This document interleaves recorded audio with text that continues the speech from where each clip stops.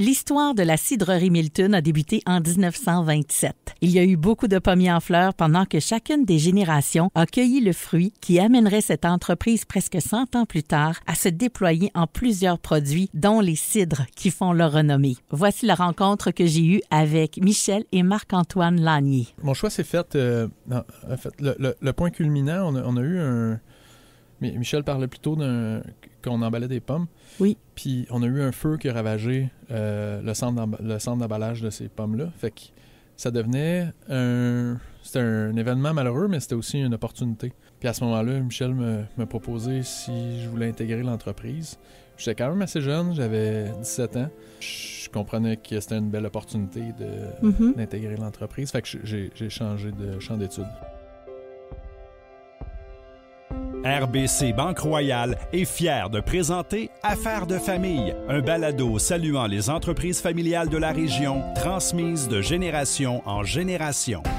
Bonjour, Michel Lanier. Bonjour. Bonjour aussi à Marc-Antoine Lanier. Bonjour. Père et fils, fils et père, vous avez en commun la cidrerie Milton, qu'on a connue aussi avec le verger de la colline et qui a toute une histoire parce que ça fait plusieurs générations.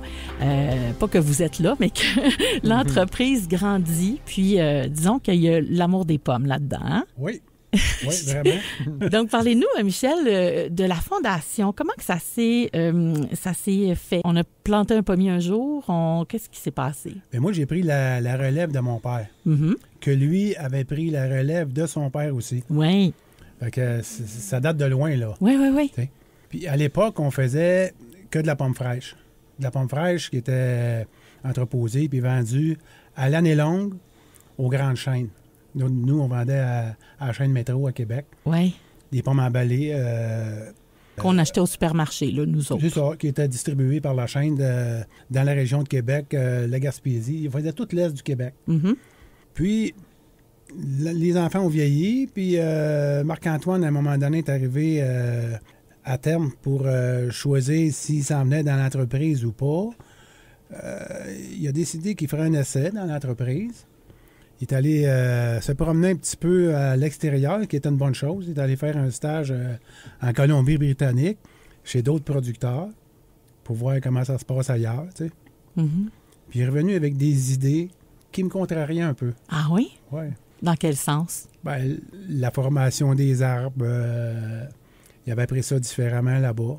Fait que là, on a vu qu'il y avait peut-être un éloignement de connaissances puis de façon de vouloir avancer.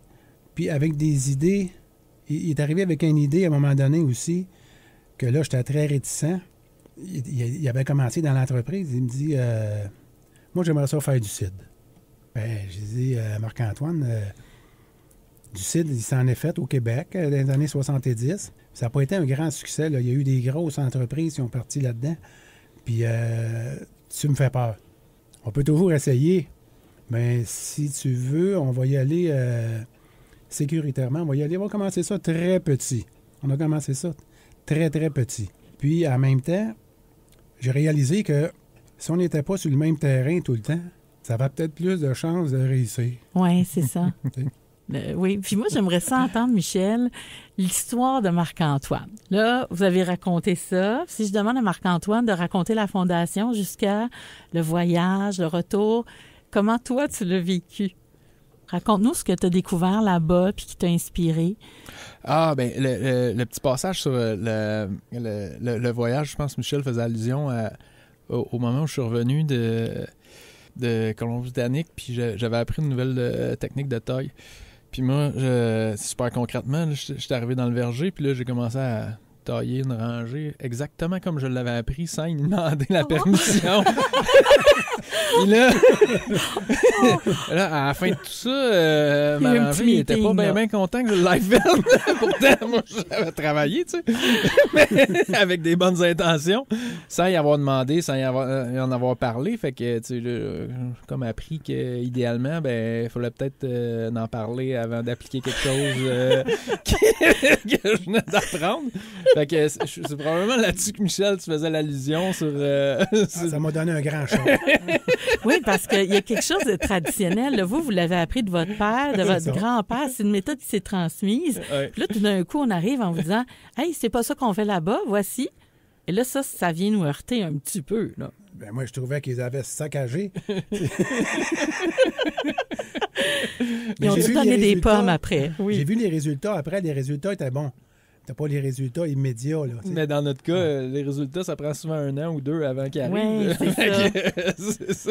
C'est long à digérer dans ce temps-là. Ah oui, ça a pris 2 ans, donc, avant de vous faire convaincre que c'était pas pire. Ouais. Puis après ça, est-ce que vous lui avez donné le go pour tailler comme ça partout? Ou vous avez trouvé une solution hybride? Un hybride entre les deux, je dirais. hein? Ouais. Ça, c'est sur des jeunes arbres. Donc, on l'a mis en pratique sur les jeunes arbres. On ne peut pas mettre ça en pratique sur des arbres adultes. Là. On l'a mis en pratique sur les jeunes arbres. Puis aujourd'hui, on voit qu'on maintient ça. Oui. Non, mais c'est bon. Parce que dans le fond, ce qu'on vient de dire, c'est qu'on vient de parler de comment c'est travailler l'entreprise, puis on se rend compte qu'il y a des valeurs puis des façons de faire qui se transmettent de génération en génération. Puis c'est comme vous prenez de l'avance un peu sur l'entrevue, mais il y a des façons comme ça qui viennent comme innover, mais est-ce qu'on les emprunte? Est-ce qu'on prend le risque? Est-ce qu'on le fait pour le mieux, pour le pire? On ne le sait jamais. C'est erreur, là. Mm-hmm. Dans ce cas-ci, toi, tu étais convaincu, Marc-Antoine? Ah oui, ben moi, j'avais vu les résultats sous un autre climat, dans un autre contexte, tu sais, mais les ayant vus, pour moi, j'étais déjà convaincu. Oui. Ouais. À ce moment-là, quand tu étais là-bas, est-ce que tu savais déjà que tu allais venir t'investir ici, dans la compagnie familiale? Oui, ben mon choix s'est fait... en fait, le point culminant, on a eu un... Michel parlait plutôt qu'on emballait des pommes. Oui. Puis on a eu un feu qui a ravagé le centre d'emballage de ces pommes-là. Fait que ça devenait c'était un événement malheureux, mais c'était aussi une opportunité. De réfléchir. Oui, exact. Puis d'avoir le petit pas de recul. Puis à ce moment-là, Michel m'a proposé si je voulais intégrer l'entreprise. J'étais quand même assez jeune, j'avais 17 ans.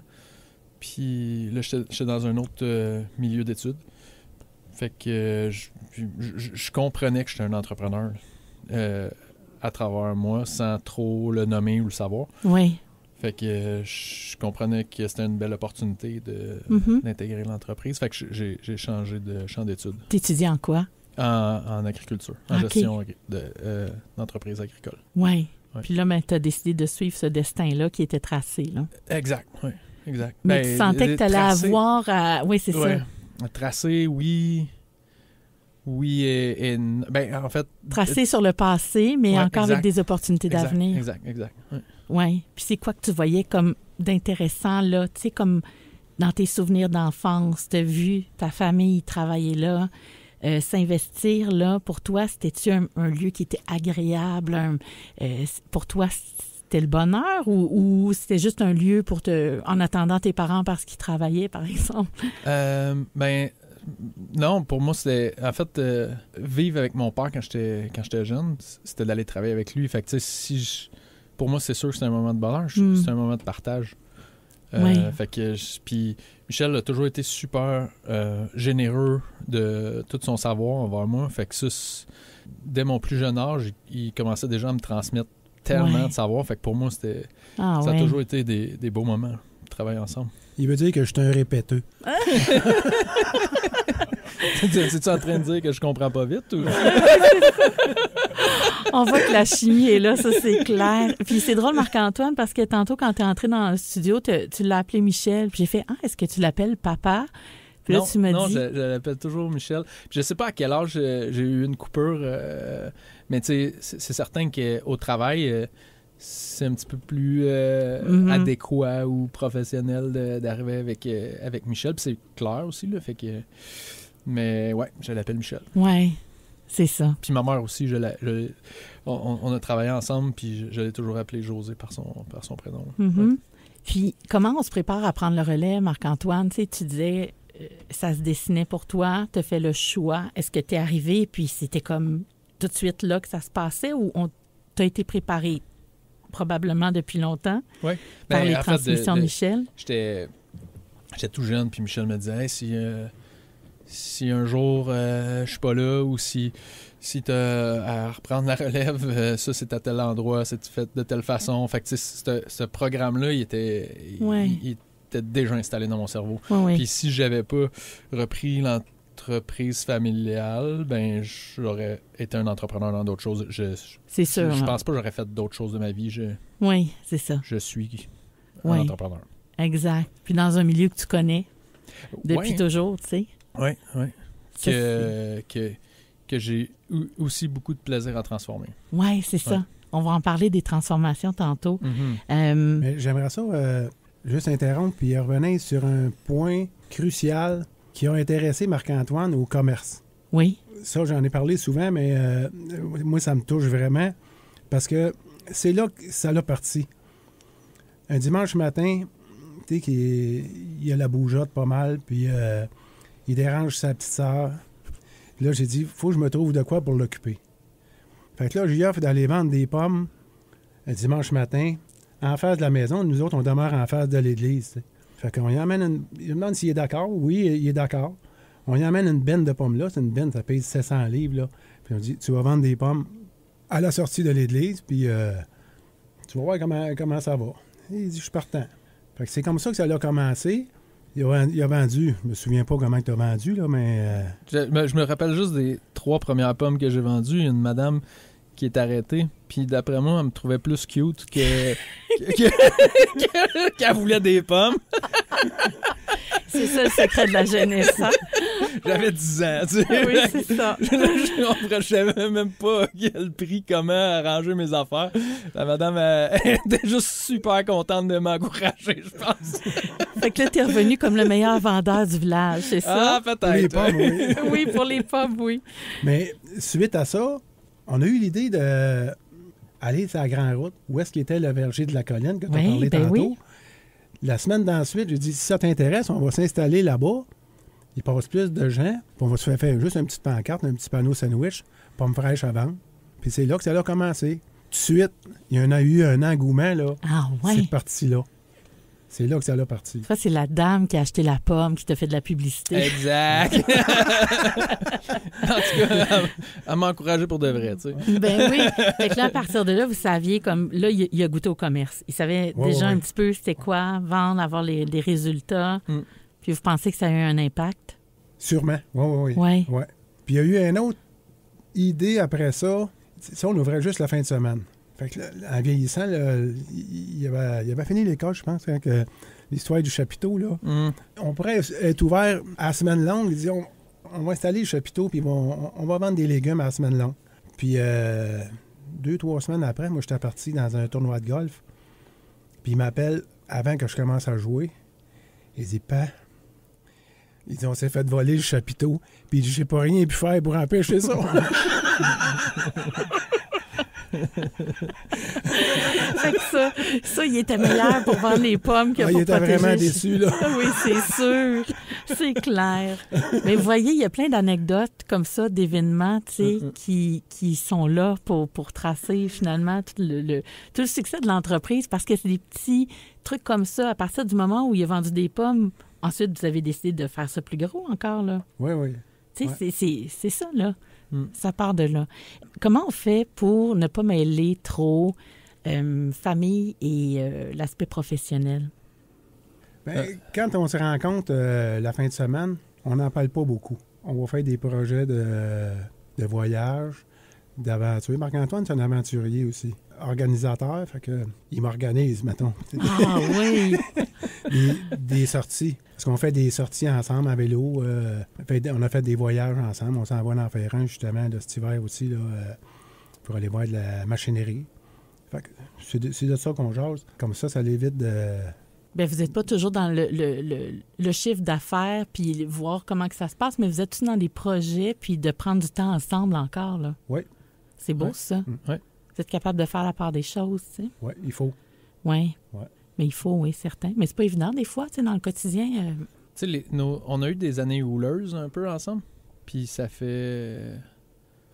je pense que ça fait quasiment plus d'une dizaine d'années où il n'y a pas vraiment de tension, là, tu sais, dans le sens que on a chacun nos sphères. puis on est conscient des limites de l'autre, puis on est... Je sais pas, ça finit par se positionner, là. Mais il y a la confiance aussi. Oui, exact. Ouais. Puis c'est peut-être justement parce qu'on a été touché à des zones de tension aussi, à un moment donné, qu'on a compris nos limites, là. Ben oui. C'est un apprentissage, exact, aussi, hein? Oui. Puis on voit que vous n'êtes pas du tout affecté aujourd'hui avec toute la complicité que vous avez. Ça fait partie de votre trajectoire. Exact. Ben, ce qui a aidé beaucoup, c'est que quand Marc-Antoine a décidé puis qu'on a décidé ensemble aussi, là, qu'il ferait du cidre professionnellement, ça nous a éloignés un de l'autre. Parce que moi, je restais dans la production au verger, puis lui, il s'occupait du cidre. Fait qu'on n'était pas sur le même terrain tout le temps, là. Ça aurait eu plus de friction si j'avais tout vu couper les branches dans mes pommiers, là. Ça, là, je l'aurais peut-être pas toléré.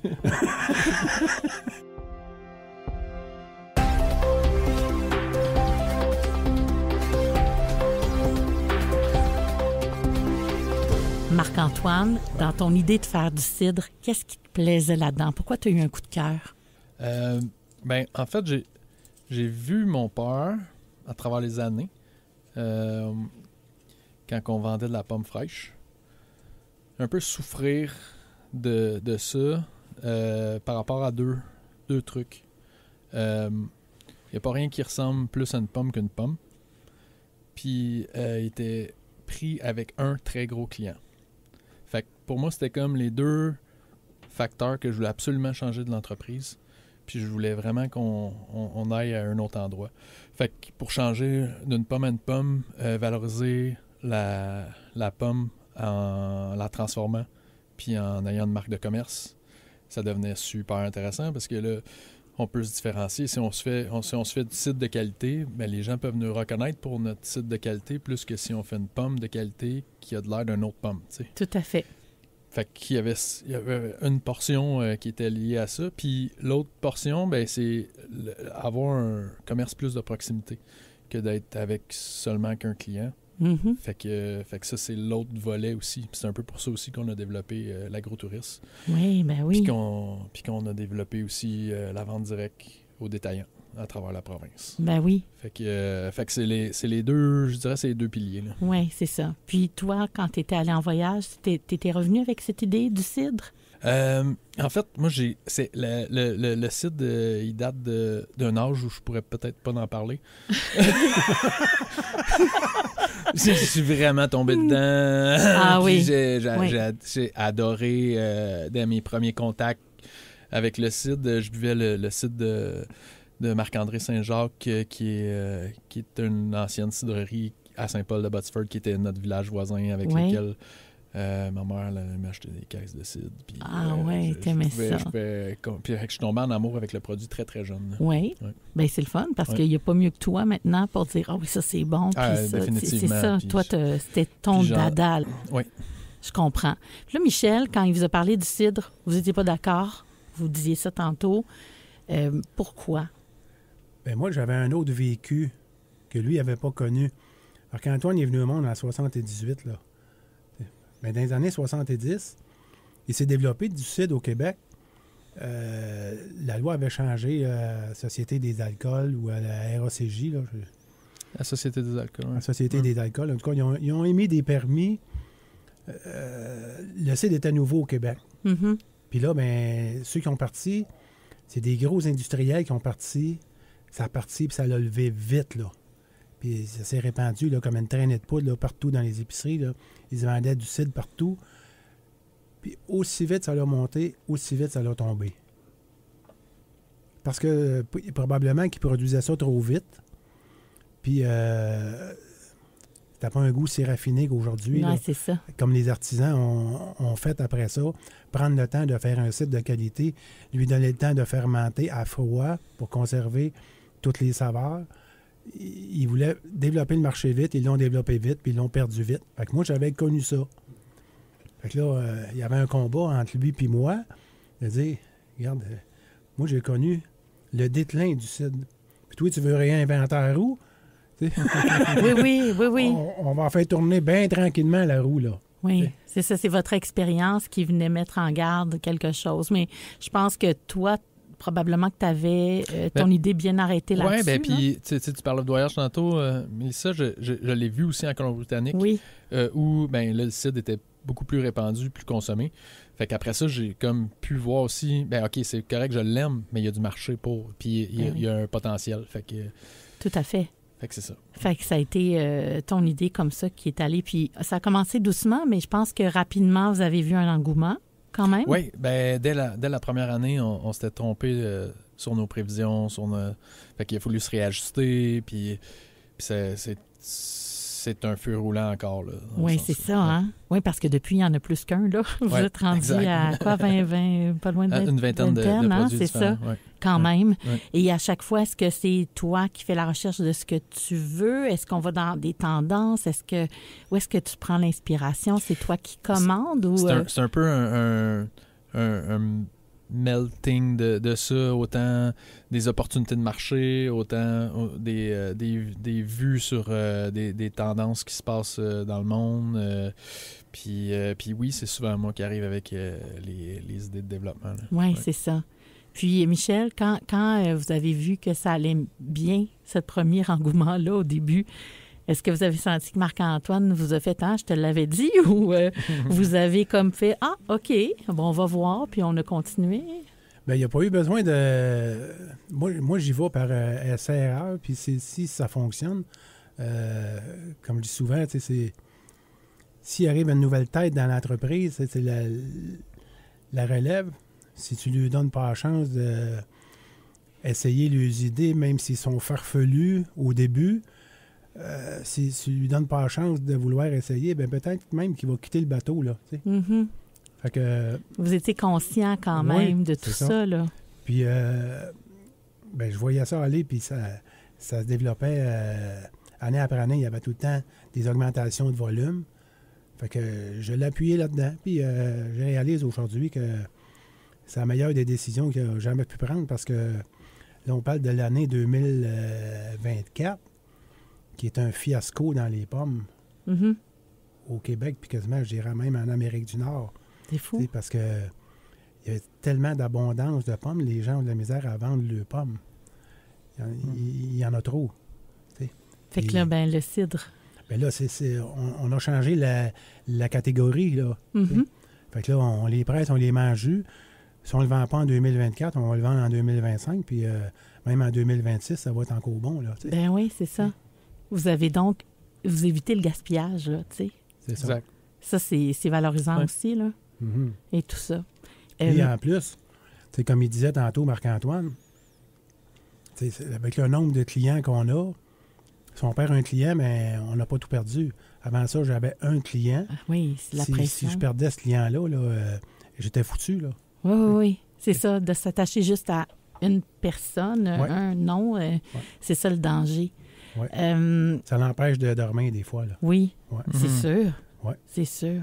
Là, dans cette belle idée du cidre, Marc-Antoine, il est venu comme l'agrotourisme et tout ça. Puis à un moment donné, moi qui passais souvent devant la cidrerie Milton, mais avant aussi, ça a fait comme pouf! Un bel édifice, on peut aller manger, on peut aller acheter des produits, puis on voyait toutes ces grandes cuves-là pour le cidre. Ça, c'est de l'investissement là, quand même. Là. Ça demandait quoi? Une recherche d'équipement, des conseils? Est-ce que tu es allé chercher un peu de conseils là-dedans? Ou... Ben oui. En fait, je suis plus un chef d'orchestre qu'un spécialiste d'un instrument en soi, là, si on peut faire l'analogie. Fait que sur peu importe quoi, autant au niveau machine, autant au niveau procédé, au niveau... à tout point de vue, je m'entoure. C'est la clé, là, dans le sens que c'est pas un one-man show, c'est un travail d'équipe. Là. Oui. Fait que, j'aime bien comment tu le dis, oui. Puis à ton point, ben c'est ça, on a acheté plusieurs services, on a fait des avancées, puis on a reculé aussi. Exemple, j'en jasais tantôt avec Marie-Ève qui venait déjeuner chez nous avant, mais là, elle vient plus déjeuner parce qu'on n'offre plus les déjeuners. Fait que là, dans le fond, on s'oriente vraiment en fonction du cidre, là, puis c'est ce sur quoi on développe. Là. Oui, c'est ça. Fait que vous développez... Fait que tous les services qui ont alentour, là, justement, dernièrement, On a acheté un bar aussi dans le verger pour oui, être en mesure magnifique. de consommer dans le verger. Puis là, dans le fond, on veut développer le volet plus événementiel. Donc, ça aussi, c'est de la Exactement. nouvelle stratégie. Là. C'est tout ça que tu amènes parce que c'est dans l'air du temps ou parce que c'est vraiment une orientation que vous voulez prendre? En fait, mon rêve, là, ce serait d'avoir un peu comme une espèce de cider pub à Sainte-Cécile où on est capable de vivre le cidre dans tous ses sens. Là, je peux dire. Là. Oui, à toute heure. Exact. Ouais. Oui, c'est ça. Le vivre au complet. Oui. Et puis, quand tantôt vous parliez, je ne veux pas dire que c'était une divergence de génération, c'était plus d'expérience à ce moment-là, tu sais, par rapport au cidre. Est-ce que, là, Michel, vous avez laissé tout ça dans les mains de Marc-Antoine. Est-ce que vous allez encore là-bas à la cidrerie pour vous travailler encore là? Est-ce que vous mettez votre opinion? Est-ce que, là, Marc-Antoine rit. J'imagine c'est parce que vous allez encore tous les jours là-bas. C'est ça. C'est ça, hein? J'ai bien deviné. Moi, j'ai vendu à Marc-Antoine en 2015. Oui. Puis, j'ai dit, on va rester avec toi jusqu'à l'âge de 70 ans. À mon rythme. Mais je me rends compte que mon rythme est pas mal... Il n'a pas changé beaucoup. Non. C'est pas mal comme avant. Puis... On a eu une réunion, justement, la semaine passée, là, puis on parlait de ça. J'ai dit, à un moment donné, il va falloir que je prenne ma retraite, là.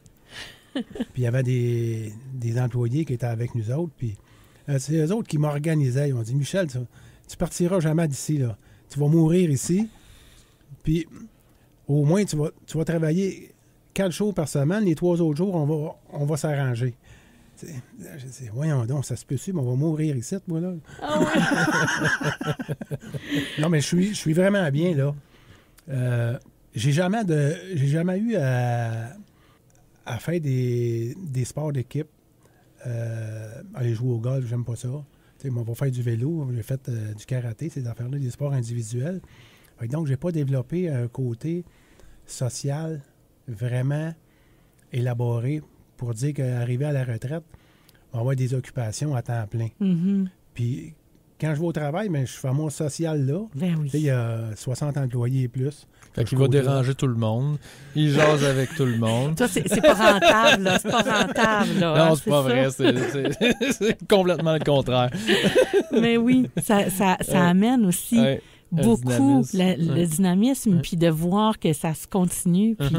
Puis je me sens apprécié aussi par les employés qui sont là. Puis souvent, ils vont me demander conseil quand ils sont pas sûrs. Fait que c'est valorisant, vraiment. Vraiment. Oui. Puis, tu sais, je veux dire, l'appartenance est tellement là. C'est dur de... Ouais. On peut pas se décrocher comme ça, là. Je veux dire, même en vacances, là, Marc-Antoine, es-tu capable de décrocher, toi? En fait... c'est trop long. Oui et non. Oui et non, dans le sens que pour moi, c'est pour me ressourcer, mais pas décrocher. Oui. C'est peut-être comme ça, je dirais, parce que à un moment donné, dans les opérations quotidiennes, on devient saturé. Là. Fait que prendre un pas de recul, mais veut pas, on pense toujours à l'entreprise. Oui, ça fait partie du quotidien. Oui. Je voulais vous demander l'invention, la technologie, disons, qui vous sert le plus actuellement. Vous pourriez plus vous en passer, c'est quoi? Ça dépend pour qui, hein? Oui, c'est ça. Pour Michel, la technologie? Oui. Ou pour moi? On va laisser passer Michel, mais pour toi, mettons, Marc-Antoine? La technologie que je me passerais plus. C'est comme un appareil que vous avez. Si je peux répondre à sa place, là, parce que j'ai vécu une expérience quand Marc-Antoine est rentré au travail avec moi. On était dans le même bureau. Puis moi, j'avais à travailler dans ma paperasse un peu. Puis lui, il travaillait à côté de moi, toujours sur son ordi. J'ai dit, qu'est-ce qu'on va faire avec lui, là? Il n'y a rien de concret qui sort d'un ordinateur, hein? Ben non, c'est ça. Qu'est-ce qu'il va faire dans la vie à travailler sur un ordi? Il me semble que c'est pas productif, tu sais. Là, j'avais beau lui poser la question, puis il me disait, mais l'ordi, elle travaille pour moi. Je comprenais pas, là. J'ai été content quand il est sorti de mon bureau, là. Au moins, je le voyais plus. Mais le travail se faisait. J'imagine, pour répondre à ta question, à sa place, à lui, il se passera pas d'un ordi. Merci de répondre à ma place. Oui, c'est ça. Puis, mettons que tu en rajouterais, là. Est-ce que ce serait ça? Est-ce qu'il n'y a pas une technologie par rapport au cidre aussi qui facilite? Ben oui, c'est sûr. Ben, en fait, ce serait pas on possible. a comme tellement de machines dans notre usine, mettons, dont lesquelles je me passerais pas, puis ils sont toutes interreliées les unes avec les autres. Fait que, est-ce qu'il y en a une plus qu'un autre? C'est ça que je me posais comme question. Pas tant, c'est plus la somme de toutes ces machines-là qui sont présentes puis qui nous permettent de faire des produits de qualité comme on les sort. Oui. Ouais. Puis pour vous, Michel, en votre nom, y en a-tu une qui... Moi, ce que je constate aujourd'hui, c'est que c'est les bâtiments. Oui. Les bâtiments sont très importants, puis c'est jamais assez grand. On a beau agrandir, là, c'est pas fini de construire, là, puis on réalise que ça ne soit pas assez grand. Ah, ça, c'est fâchant. Oui, c'est un éternel recommencement, c'est ça que tu veux dire? Tellement que j'avais mon atelier de travail intérieur que je m'étais construit quand c'était à mon compte, là, puis je me suis fait envahir pas mal. Là. Il n'y a plus grand place pour moi. Là. Non. Ça veut dire qu'il faut comme dépasser de beaucoup ce qu'on avait en tête pour que ce soit assez grand? Ou... Oui, ben en fait, on garde un rythme d'agrandissement et de construction à travers les années. Oui. De toute façon. Ça se stocke pas dans une mémoire d'ordinateur, là, vos affaires, là, c'est clair, hein?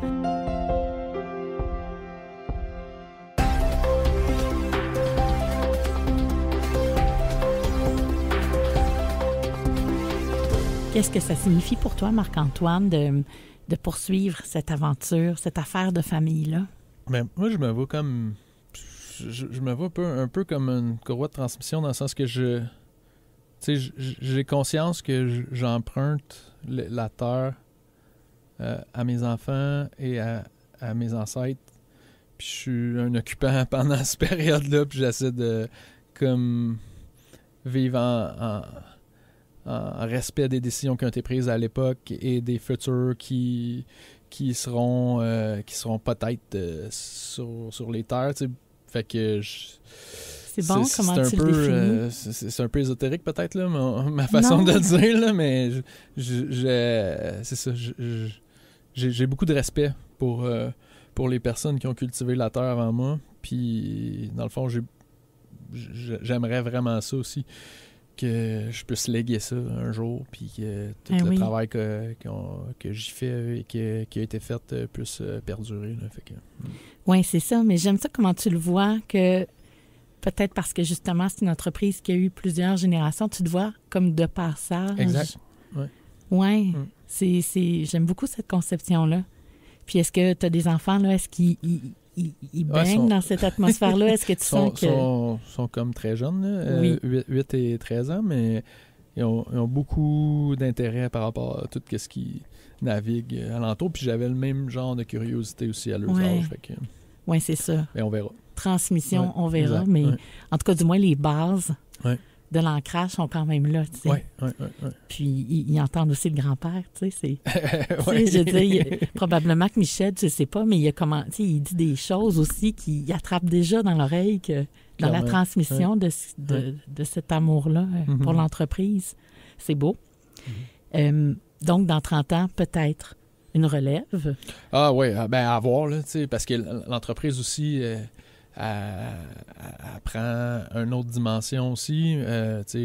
Aujourd'hui, oui, on a de l'agrotourisme, on a ce qui se passe aussi sur place, mais on a un réseau de distribution à travers la province, on a une usine, fait que on tourne de plus en plus vers une entreprise de breuvage qu'une entreprise de pommes. Fait que ça prend une autre dimension aussi. On était 5 employés, là, on est 80. Fait que ça prend une autre taille, une autre vue. Fait que qu'est-ce que ça va être dans 30 ans? Est-ce qu'on va boire du cidre en France? Peut-être. C'est pas dans nos... pas dans vos plans, là. Non, là, à moyen terme, je dirais, là, on est plus sur le marché québécois. Puis bien s'implanter... Parce qu'encore aujourd'hui, ils se boivent trop peu de cidre dans la province. Puis c'est là-dessus qu'on s'axe puis qu'on veut continuer de développer. Là. Ben oui, je comprends. Tout à fait. Ce serait quoi, pour chacun de vous, le moment où la chose qui vous rend le plus fier dans ce que vous avez réalisé? Bien, moi, le fait de transférer ça à Marc-Antoine, puis d'avoir vu où est-ce qu'il l'a emmené aujourd'hui, c'est quelque chose que j'aurais jamais pu imaginer. Après l'avoir vu taponner sur son ordi, là, dans mon bureau, je pensais jamais qu'il amènerait ça où est-ce que c'est rendu aujourd'hui, là. J'en suis vraiment fier. Vraiment. Et toi, Marc-Antoine? Moi, mes idées puissent perdurer puis exister à travers le temps. Ça me rend vraiment heureux et fier. Puis aussi le fait d'avoir comme bâti une équipe que je sois là ou pas là,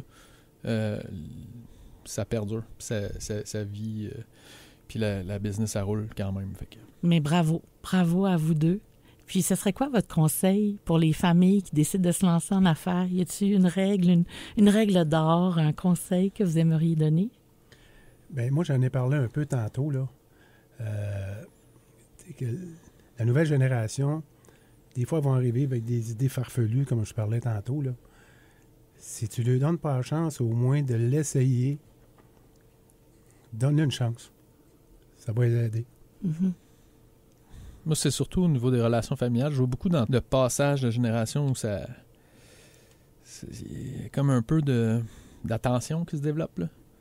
Puis je pense qu'il faut toujours garder en tête l'amour qu'on a pour nos proches à travers ça. Moi, en tout cas, c'est ça qui m'a drivé, là. Puis je pense que ça l'a payé à travers le temps. Ouais. Merci beaucoup à vous deux. Quelle belle histoire. Merci d'avoir participé à Affaires de famille. Merci à toi. Merci. Présent dans la communauté de la Haute-Yamaska et de Brome-Missisquoi, RBC Banque Royale est heureuse de vous avoir présenté Affaires de famille. Épargne, placement et conseils, RBC Banque Royale au service du bien-être financier des entreprises d'ici. Le balado Affaires de famille, une production M105.